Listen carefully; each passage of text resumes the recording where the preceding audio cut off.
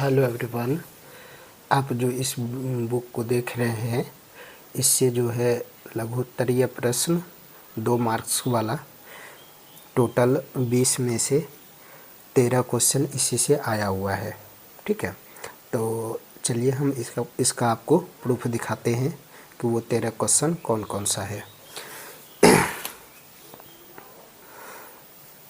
इसमें देखो, ये है ना, बोर्ड के अस्थाई कक्षा को समझाएं। इसका सॉल्यूशन देखते हैं इस बुक में देखते हैं कि बोर्ड के अस्थाई कक्षा का क्या है। ठीक है, देखिए बोर्ड के अस्थाई कक्षा से आप क्या समझते हैं ना, तो ये इसका सॉल्यूशन हुआ। इलेक्ट्रॉन नाभिक के चारों ओर वृत्तीय कक्षाओं में घूमता रहता है। इन कक्षाओं में घूमने वाले इलेक्ट्रॉन विकिरण नहीं उत्पन्न करते हैं। इन कक्षाओं को अस्थाई कक्षाएं कहा जाता है। किसी भी अस्थाई कक्षा के लिए इलेक्ट्रॉन और नाभिक के बीच क्रियाशील आकर्षण बल आवश्यक अभिकेंद्रीय बल प्रदान करता है। ठीक है, अब देखते हैं अगला क्वेश्चन। अगला क्वेश्चन है बीटा किरणों के 2 गुणों को लिखें, है ना। ये क्वेश्चन है, इसका सॉल्यूशन देखते हैं इस बुक में इसका सॉल्यूशन देखो, बीटा किरणों के 2 गुणों को लिखें। बीटा किरणों के 2 गुण निम्नलिखित है। वास्तव में बीटा किरणें तीव्र चाल से गतिशील इलेक्ट्रॉनों का प्रवाह है। ये किरणें विद्युत क्षेत्र एवं चुंबकीय क्षेत्र में विक्षेपित हो जाती है तथा विक्षेपण की दिशा से पता चलता है कि इनके कण ऋणावेशित होते हैं। अल्फा कणों की तुलना में बीटा कणों का विक्षेप बहुत अधिक होता है। ये दो गुण हुआ। तीसरा गुण है इन किरणों की भेदन क्षमता अल्फा किरणों की अपेक्षा 100 गुनी अधिक होता है। ठीक है, चलो अगला क्वेश्चन देखते हैं। अगला क्वेश्चन है संचार प्रणाली में संचरण के लिए प्रयुक्त 2 विधियों का उल्लेख करें, है ना। चलो इसका सॉल्यूशन देखते हैं। ये देखो, इसका सॉल्यूशन है संचार प्रणाली में संचरण के लिए प्रयुक्त 3 विधाओं का उल्लेख कीजिए। तो इसमें संचार प्रणाली में संचरण के लिए 3 विधि निम्नलिखित है। ट्रांसमीटर, कम्युनिकेशन चैनल और रिसीवर अभिग्राही। तो ये ट्रांसमीटर हुआ, ट्रांसमीटर, इसके बाद यहाँ पर कम्युनिकेशन चैनल और रिसीवर। ठीक है, ये 3 विधाओं का उल्लेख किया गया है।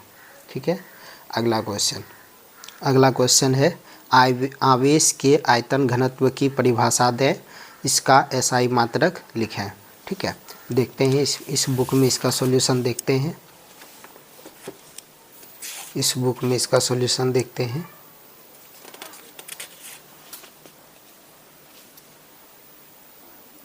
यहाँ है ना, आवेश के आयतन घनत्व की परिभाषा दें तथा इसके एसआई मात्रक को लिखें।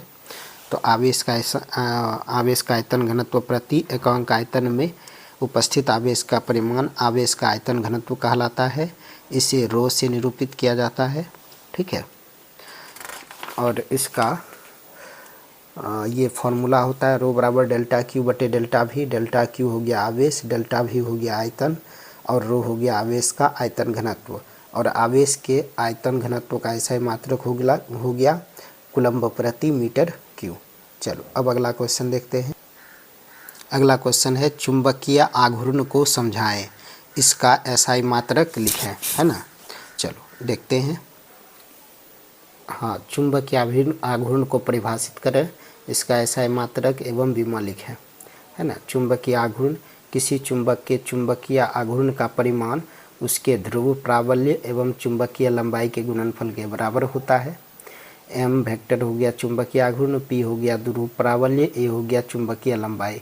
चुंबकीय आघूर्ण एक सदिश राशि है जिसकी दिशा दक्षिण ध्रुव से उत्तर ध्रुव की ओर मिलने वाली रेखा के अनुदिश अर्थात एस से एन की ओर होती है।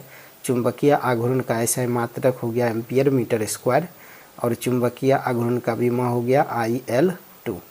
ठीक है, चलो अगला क्वेश्चन है नेत्रिकी समंजन क्षमता से आप क्या समझते हैं। देखो, नेत्रिकी समंजन क्षमता से आप क्या समझते हैं। इसका जो है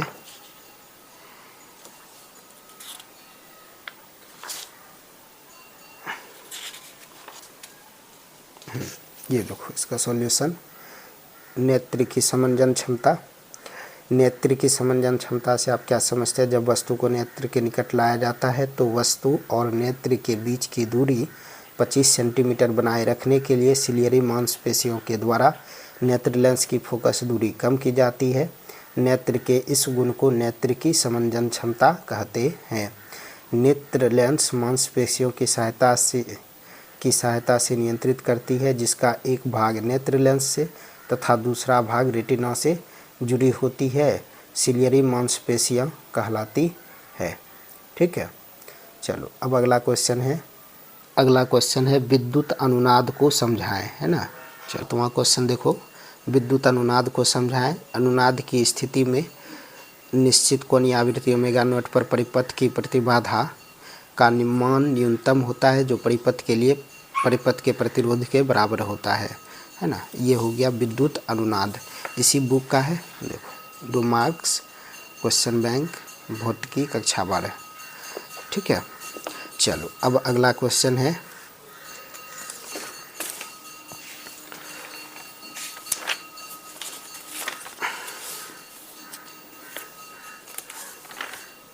अगला क्वेश्चन हुआ विद्युत अनुनाद हो गया। अगला क्वेश्चन देखो, यहाँ पर है एक प्रोटॉन तथा एक इलेक्ट्रॉन की गतिज ऊर्जा समान है, किससे संबंध डी ब्रोगली तरंगदैर्ध्य का मान अधिक होगा और क्यों। चलो इसका सॉल्यूशन देखो, ये जो क्वेश्चन है दिखाइए, ये ऊर्जा वाले इलेक्ट्रॉन की डी ब्रोगली तरंगदैर्ध्य के लिए संबंध है। ये जो संबंध दिया हुआ है लैम्डा बराबर h/√2em, तो यहाँ से इसी पे बेस्ड क्वेश्चन है। इससे पता चलता है कि लैम्डा का मान, चूँकि तरंगदैर्ध्य अगर गतिज ऊर्जा समान होगा, मतलब E का मान समान होगा, तो जिसका द्रव्यमान ज़्यादा होगा उसका तरंगदैर्ध्य कम होगा। इतना ही लिखना था इसमें, तो इसमें 2 नंबर मिल जाएगा। ठीक है, चलो अब अगला क्वेश्चन है स्टील तथा नर्म लोहा के चुंबकीय गुणों की तुलना करें। तो इसका अगर दोनों का डिफिनेशन लिख दें तो वो हो जाएगा, ये विद्युत चुंबक तथा अस्थायी चुंबक के बीच 2 अंतर लिखे। चूँकि विद्युत चुंबक नर्म लोहा होता है और अस्थायी चुंबक स्टील होता है, तो इस अस्थायी चुंबक के लिए धारणशीलता और निग्राहिता उच्च होना चाहिए, और विद्युत चुंबक के लिए चुंबकशीलता अति उच्च होना चाहिए लेकिन निग्राहिता बहुत कम होना चाहिए। ये दोनों के बीच अंतर हुआ। ठीक है, इसी पे बेस्ड क्वेश्चन है। चलो अब अगला क्वेश्चन है क्यूरी तापमान क्या है। ठीक है, चलो देखते हैं। यहाँ पर क्यूरी का नियम क्या है, इसमें जो ये कैपिटल T दिख रहा है ये क्यूरी ताप हो गया। तो यही परिभाषा लिख करके उसमें जो है T को दर्शा देना है कि T जो है क्यूरी तापमान है। ये क्यूरी का नियम है ना। चलो अब अगला क्वेश्चन 11वां क्वेश्चन है फ्लेमिंग के बाएं हाथ का नियम लिखे, है ना। फ्लेमिंग के बाएं हाथ का नियम, चलो इसका सॉल्यूशन देखते हैं। फ्लेमिंग के बाएं हाथ का नियम का सॉल्यूशन देखते हैं। यहाँ देखो है, फ्लेमिंग के बाएं हाथ के नियम को लिखे, ये इसका नियम है। ठीक है, ये आपका इसको पढ़ सकते हैं, फ्लेमिंग के बाएं हाथ का नियम। चलो अब अगला क्वेश्चन है प्रकाश के पूर्ण आंतरिक परावर्तन के लिए आवश्यक शर्तों को लिखें, है ना। चलो देखते हैं इसका सॉल्यूशन।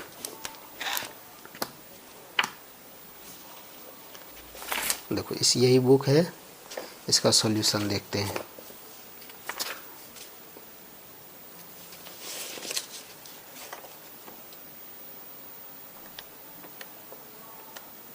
देखो है ना, प्रकाश के पूर्ण आंतरिक परावर्तन के लिए आवश्यक शर्तों को लिखें।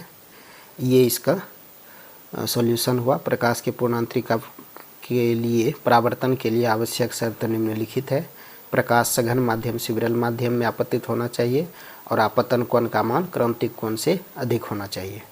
ठीक है, चलो अगला क्वेश्चन है अनुचुंबकीय पदार्थ के 2 गुणों को लिखें, है ना। ये 18 नंबर का क्वेश्चन। चलो इसका सॉल्यूशन देखते हैं।